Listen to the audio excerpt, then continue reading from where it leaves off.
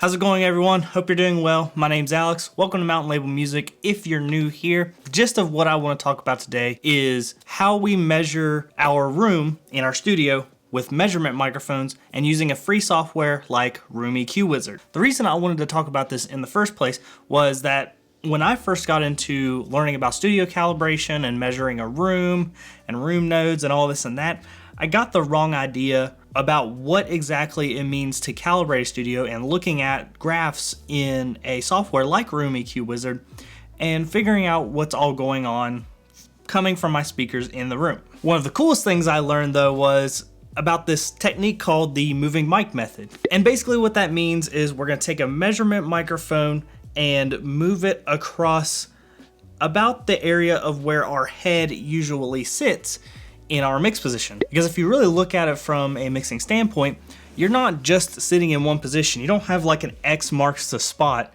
in your room. You kind of just sit there between your monitors about where you feel it's best.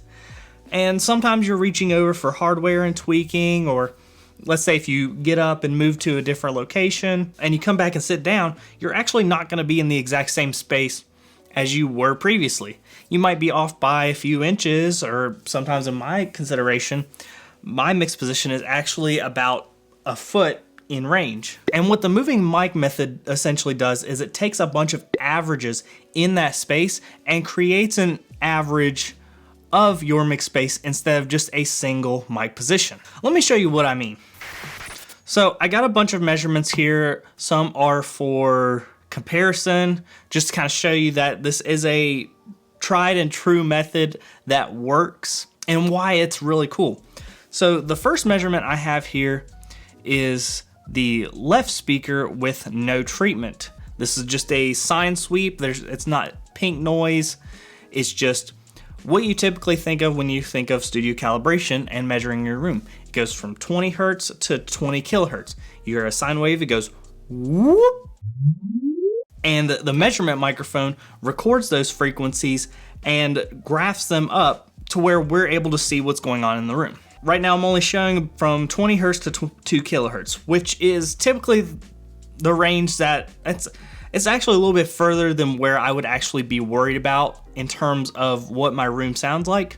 Because when it actually comes to making EQ corrections, the only time we're gonna make a huge dent in everything is anything under 500 hertz. At least when we're looking at the graph like this. I'll explain what that kind of means here in a second, because right now it just looks like a jumbled up mess. I measured at 80 dB, so that's about the curve we should be looking at. I have two subwoofers faced towards the corner for now, because that's how it was in my previous studio to get the best bass response, but it's up about 10 dB. We got a peak at about 53 hertz. We have a dip at 77 hertz. Got another peak at 105, and it's just all over the place. Then what I did after that was I added acoustic treatment. So this is about what it kind of looks like. Now, obviously, it doesn't look like there's much room improved after 200 hertz, or even there's another dip actually created at about 125 hertz. So what the heck's up with that? Well, first things first, we need to apply some smoothing to our graphs to get a better representation of what not only our ears are hearing, but what might actually be going on in terms of our room modes. So I'm gonna go up to actions. With the selected graphs that I have up right now, I'm going to select no smoothing, and it's gonna give you a drop-down menu. Basically, this is a per octave smoothing in terms of the frequency response that it should be. So if I do 1/24th smoothing, it's gonna smooth all the frequencies up a little bit more at 1/24th dB per octave. So I'm gonna select it first and then hit apply smoothing. Whoa, that looks like a totally different graph now. But this is actually something that's a little more tangible and we can kind of understand a little better about our room. And while we're on the topic of smoothing, I also want to show you in Room EQ Wizard that there's an option called psychoacoustic. From what I understand about this smoothing option is that it gives us a better representation on what our ears are actually going to hear in relation to the graphs that we have. So I'm going to just click on it temporarily just to kind of show you guys what it looks like. So as you can tell with our graph here, with our left speaker before and after treatment, it doesn't look like there's very much has changed.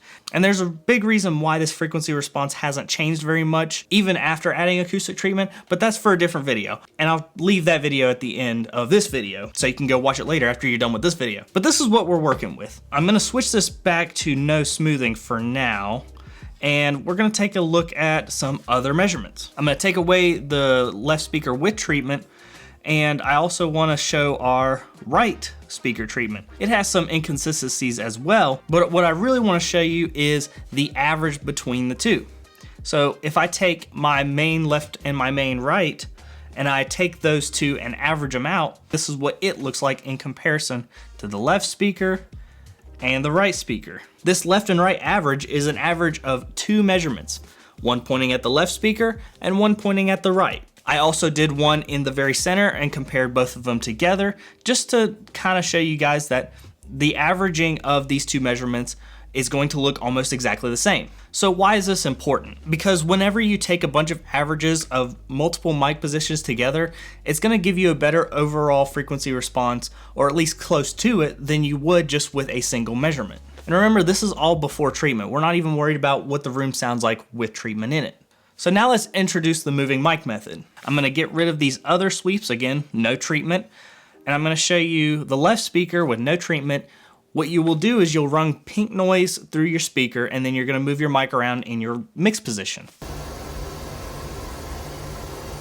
And when I did that with my studio, this is what I got. It is a little quieter. I had to turn the mic up a little bit to match up to the correct SPL. In the grand scheme of things, it doesn't matter as much as most people think it does. And just to show you guys, like, well, you're gonna get different measurements every time. Yeah, you will, but it's still an average of about 130 measurements, 130 averages, than just two. So I went ahead and did that measurement twice, and this is what that looks like. Almost exactly the same. So the first one's the green one, the dark green, and the second one's kind of the purplish one. I did these measurements twice. Same microphone, same interface, same gain structure, same SPL. The only thing that changed is I might have moved my hand a little differently than the first time. So if we take a look at our original left speaker with no treatment and just did that sine sweep with that one measurement, this is about what we're looking at. I'm gonna switch this smoothing to no smoothing. Looks like when I do the averaging, it automatically does a 1/48 dB per octave, which is kind of where I was going with the first measurement. Is that's about actually what it's gonna look like in terms of measurements. So if we match up those smoothing types at 1/48, it looks almost exactly the same. I mean, there's a peak here, but also that's just one measurement versus multiple averages. I'm getting about 130 averages on like 10-20 seconds of recording this. But overall, the graph looks almost exactly the same. Okay, let's take a look at the right speaker. This is right with the sweep. This is with no treatment pink noise. And I'm going to make the smoothing the same. And we have a very similar looking response between both graphs. Now let's take a look at the averages though. This is really interesting. So if we take a look at the measurements that we took individually and average the two together, that's what we get here. And that's in the blue or the cyan-ish, whatever that color is. And now I'm gonna show you the measurement of the left and right with no treatment using the moving mic method. We're gonna apply the same smoothing all around. Very similar frequency response. And I actually believe that the moving mic method is more accurate because you're getting a better overall average of a certain area. So you're getting 130 measurements in the matter of less than a minute and not having to move the mic every time and only get half, probably a tenth of the measurements. I can't do math, so that's probably not right. So now when you go to apply EQ to your calibration software or your DSP in your interface, you have better measurements to work with than you would just doing a single sine wave sweep. That might give you a more accurate representation on what your speakers are doing when they hit your face. The thing is with Sound ID reference and all the Sonarworks solutions and all these other stuff that measures your speakers, they don't know where your speakers are. All they know is the reverberation time, the phase, and the EQ curve that you're getting from your room. And they can adjust to all of those most of the time at least as far as I know. Let me know down in the comments if you used any of those software solutions. But from what I understand, the good thing about using Room EQ Wizard is that you can move your speakers and your subs in different positions, let alone your mixing position in relation to moving your subs.